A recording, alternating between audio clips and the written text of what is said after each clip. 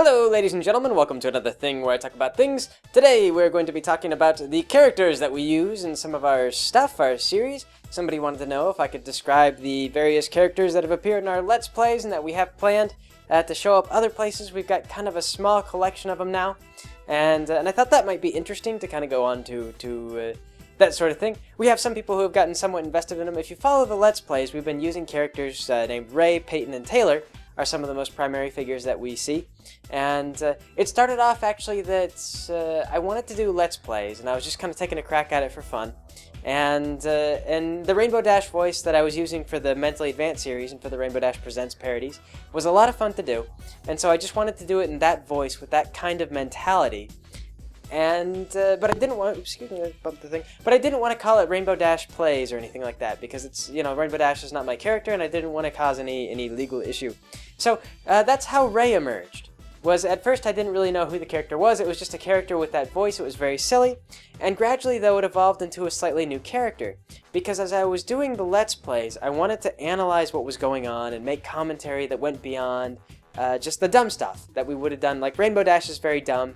And she has characters in her universe. When we make fun of Rainbow Dash, her friends can be smarter, and they can like make up for her stupidities. Like we can have analysis from like smarter characters to come in. But while I was doing the Let's Plays with just this Rainbow Dash voice, I really had no one else who could be very intelligent. So gradually this voice I was using became a little bit smarter, a little bit more street smart, like she knows a little bit about sex, as opposed to Rainbow Dash, our parodies, knows nothing about sex. Gradually this sort of developed, and eventually I just decided to go with a name that was similar but gender neutral, because I hadn't decided whether or not I wanted to keep doing the gender swap thing. So I was like, Ray. You know, it's just Ray, and I didn't spell it out for a while because I wasn't sure if I wanted to have Ray be male or female. So eventually I decided on female, and then I had Ray, R-A-E, and that's kind of how that sort of began. You can think when we got away from ponies a little bit and started thinking about doing non-pony stuff. That's where that begins. Next person to show up was Taylor, actually, and Taylor was based on Mentally Advanced Trixie. Starting off initially, but again, this character also sort of evolved, and this is one thing that's nice about when you start just like not tying a character to, you know, like a series, some pre-existing series, is they can evolve and they can kind of become their own thing. So Taylor came in, and I didn't really have a really clear idea of who Taylor was going to be, but I knew that she was going to be speaking for Trixie. She was going to be speaking up on Trixie's behalf, because Ray had been just on and on about how much she hated Trixie all this time.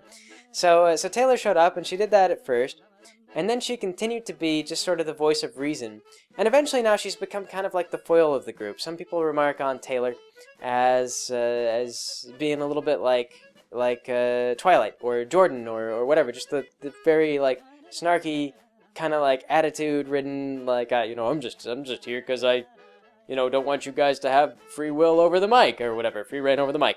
So that's what Taylor kind of wound up being. She sort of evolved. I guess to back up, Ray, we've decided that Ray's like a spindly little spider monkey. We've got actually pictures of her, fan art, or not fan art, PetterUp has done art of her and put it in the thumbnails. That's Ray the spider monkey in the Let's Ramble with Ray stuff. She's a little spider monkey, kind of like the Joker Mort, and like Harry Wayne from Bittersweet, from My Little Dashie. So she's a little spindly, like, female monkey. Not terribly attractive, I've decided. Not like unattractive, but just sort of like a little bit average. If anything, mostly because she just doesn't take like all that great of care of herself. She's kind of more focused on her own, like, I don't know, Ray things. And her friend Peyton is the same way. And Taylor is a little bit similar. Taylor probably takes the best care of herself, but she has a very like her attitude's not very good. Taylor is kind of like, she's more low-key and doesn't like to go out, doesn't like to talk with people. She's not very outgoing, and so she doesn't meet people.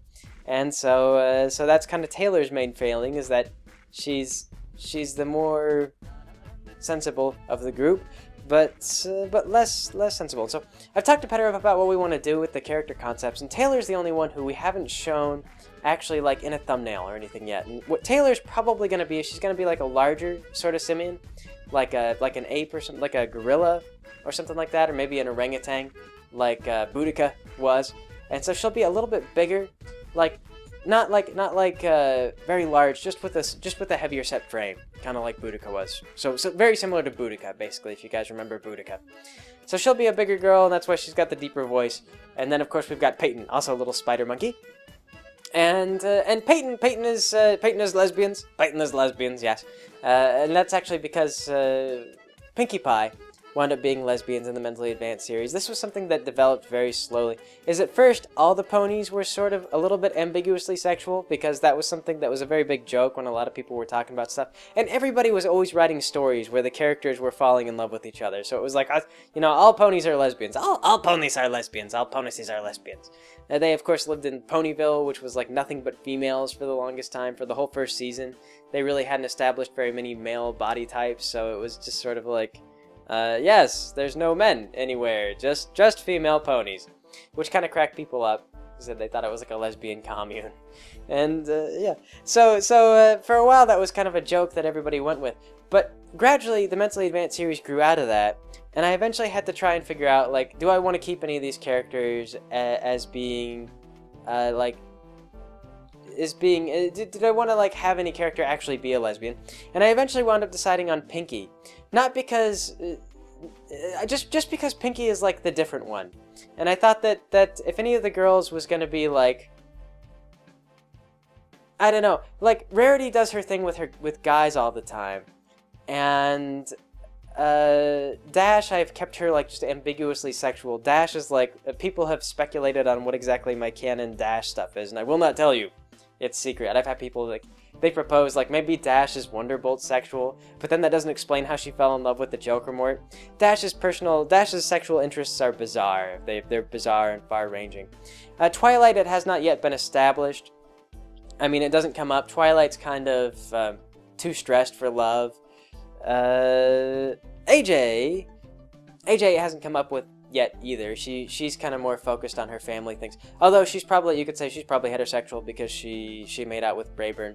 So as far as like canon stuff goes, I'm not gonna lean too far and like spoil anything for you guys. If you guys like to speculate and you're like, maybe she's, I know that there's people who like to do one true pairings and things like that. So yeah, so Pinkie was the one who I just felt like, of all the ponies that should be pursuant of love, that would be maybe non-requited, that it should be Pinkie. Is that Pinkie should be the one who is actually like pursuing the lady ponies, pursuing the other ponies for these relationships, and of course having them not work out. Because even if the other girls were interested, Pinkie Pie would still screw it all up. So Peyton, this actually carried over onto Peyton, but it's different with Peyton.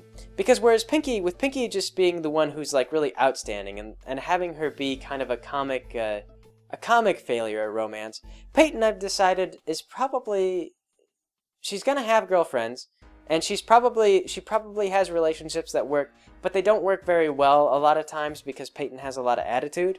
So that's the dynamic that I've been thinking of with her.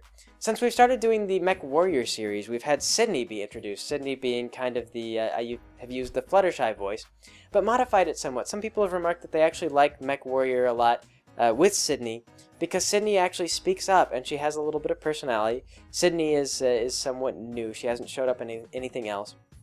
But Sydney too will probably be a little spider monkey, just like all the others, most of the other girls. And Sydney is as I say, kind of based on Fluttershy, but she has a little bit more agency, and she's mostly just quiet. But we've had a few more moments of snark from her, just a little bit. And she might.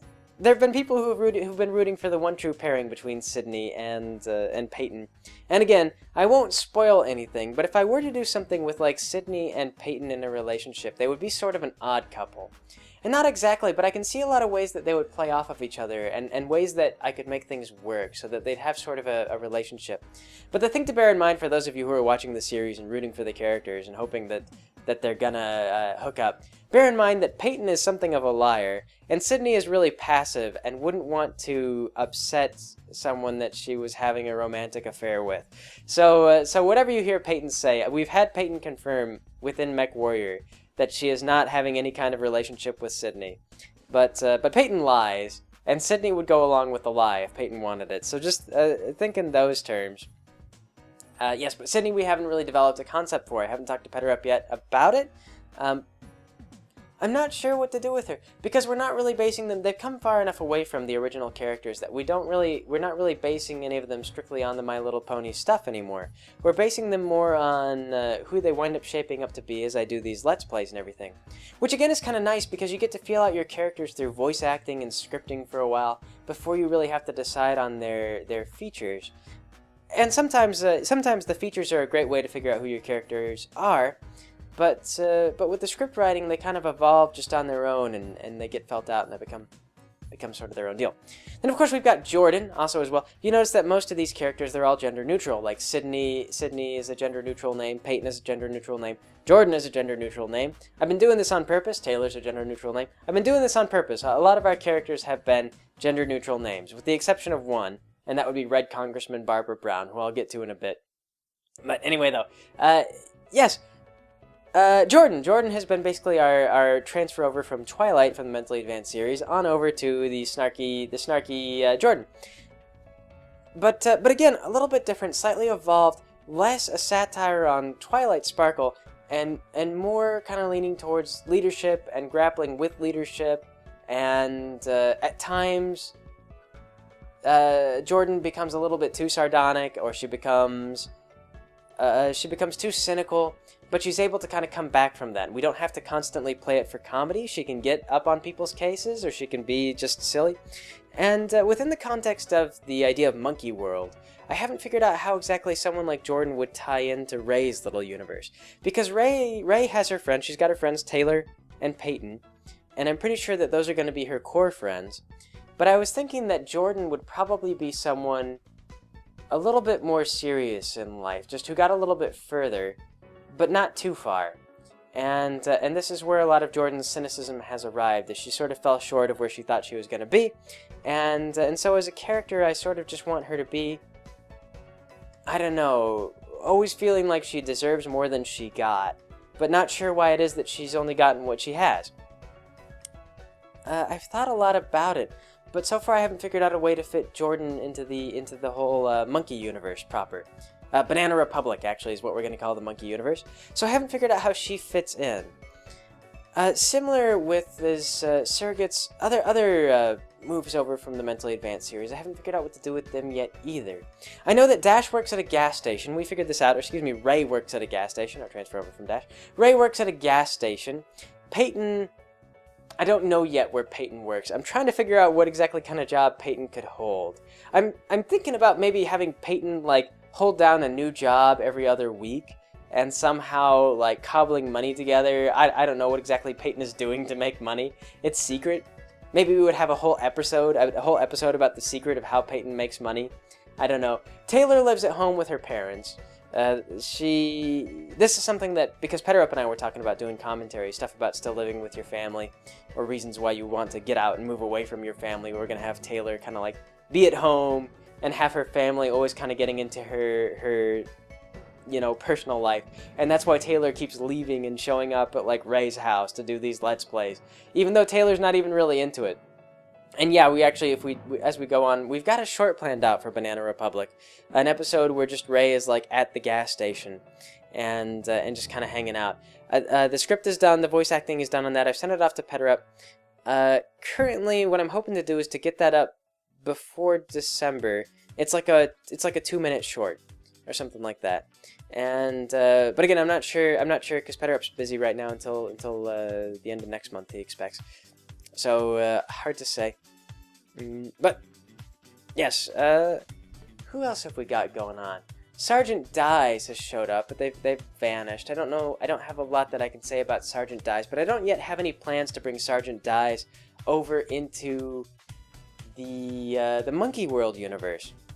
Unless I make Sergeant Dies like, I don't know, Ray's boss at the gas station or something like that. That might work. And then you'd have, like, this kind of, like, drilling sergeant, like this former sergeant. That'd be kind of good, like this former sergeant who's, like, running around the gas station. Be like, Ray, what you doing? He'd be like, I don't know, Sergeant Die. How come you're always on my case? So, yeah, that could be something. That could be a thought to work with. Rowan. That's right. Rowan has showed up once. Rowan is something as an ancillary character in the MechWarrior series, using the rarity voice that we've been using for Mentally Advanced. Rowan, I hope will develop as a somewhat sympathetic character as we get closer and closer to the capital and hear more and more sort of desperate PR moves to try and keep everything together. I hope that my plan is for Rowan's world to kind of unravel at the seams, and for Rowan to not really be sure where it all went wrong. Because my perspective on Rowan is that she's very much at the top of society, and she doesn't really have any understanding of stuff down below it. Got a text. Anyway, she doesn't really have any understanding of people down below. She really does believe the stuff that she talks about. And so as her society starts to unravel, and Ray penetrates further and further into like the capital, everything will begin to seem worse and worse, and Rowan won't really understand why, or why people are supporting Ray or the Dodson military, things like that. So that's kind of my current plan for Rowan, is to have her just be like, it wasn't that she was evil, she was just like Marie Antoinette, you know? She just lived high society in a sort of an echo chamber. Everyone told her she was doing great. She thought that everything was going great. She doesn't realize that there's like starvation and poverty and that nobody can get ahead in life. She really does think that it's great. Everybody told her it was great. Her advisors tell her it's great because they don't want Rowan, she's a little sensitive and they don't want Rowan to be upset. So Rowan, again, Rowan also a character I haven't figured out any plans with how to add her into Monkey World as we go on. Because a character like Rowan, again, very headstrong, very like oriented on her particular things, and I'm not sure why she would interact with Ray at all, or Ray or Peyton or Taylor. Ray, Peyton, and Taylor are sort of like social misfits, whereas Rowan would be somebody who fits in fairly well. Could be something like, I don't know, maybe Rowan could be a big high-powered CEO. This would be an interesting thing.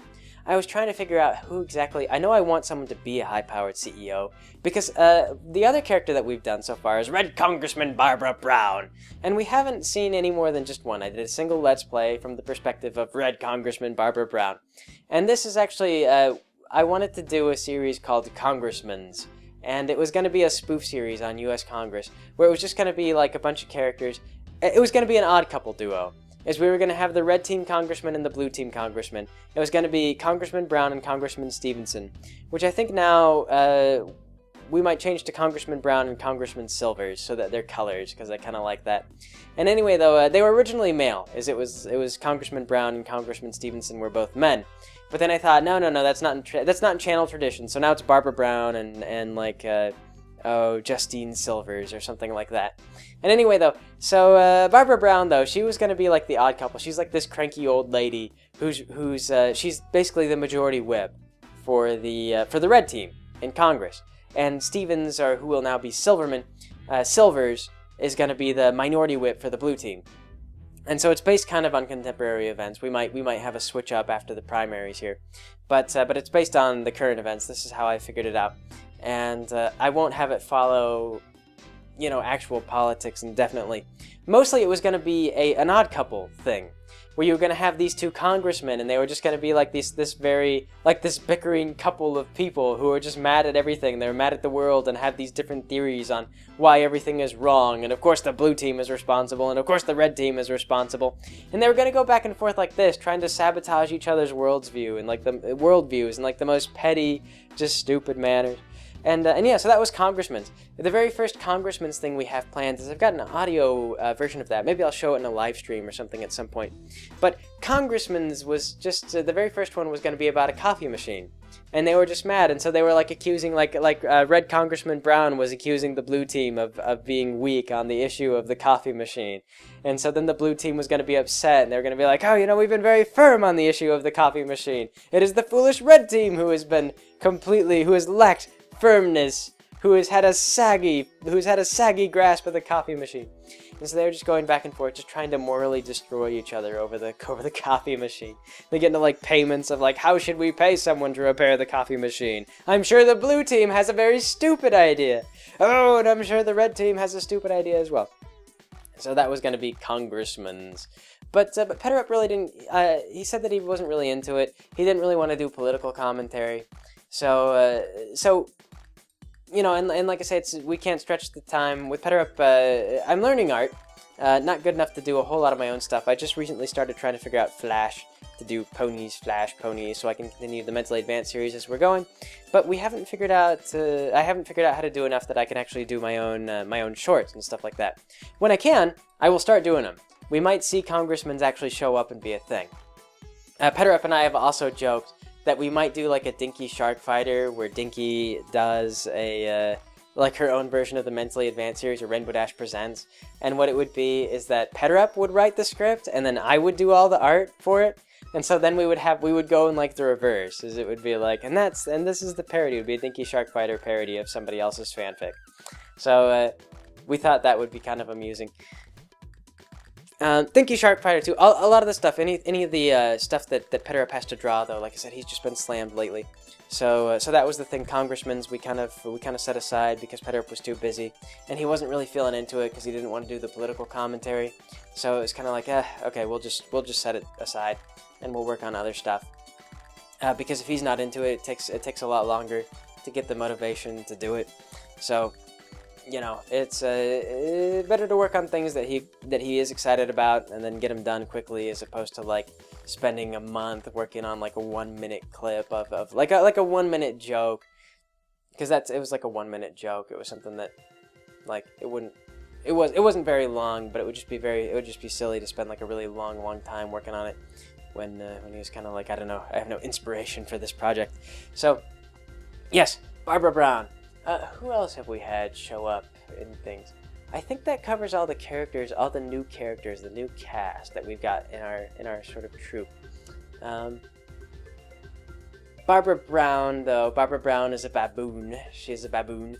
I'm pretty sure that Silvers would also be some kind of baboon, or like I think I wanted a. I chose something, a rather silly-looking monkey. I know that I just wanted them both to be very silly, because they were going to be, like I said, they were going to be an odd couple, and they were going to hate each other and disagree on everything, but fundamentally be the same type of person. So, yeah. But yes, I believe that's it. That's everybody that I can think of. I hope I didn't leave anybody out. But that's kind of what we're doing with the characters right now. That's sort of the description that I've got in my head, and sort of the canon. The way that they're linked to Monkey Universe is it's like Monkey Universe characters are doing these Let's Plays, and that's sort of where this stuff comes from. Luna and Celestia, whether or not their characters would transfer over, I don't know of anywhere to put them.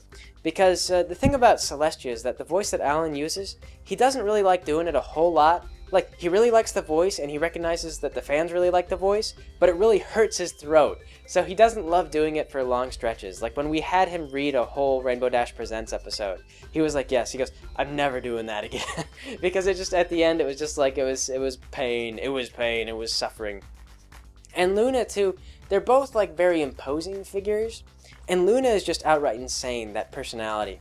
So I might use the Luna voice for something, but it won't be like a direct parallel to the Luna that we've done the parodies with. And if Alan helps us out with voices for the Monkey World stuff, it probably won't be a direct parallel of Celestia either, because it's more based on reality. It's kind of a satire on real life. It'll be like slice of life sort of stuff. We won't have someone like the god of the universe come in and do things. So I don't know where like you would have a regular call for like a really imposing voice like that. But if I think of somebody who would need that voice that Alan has got, then I will ask him for it. But yes, no plans for those voices presently. Yeah,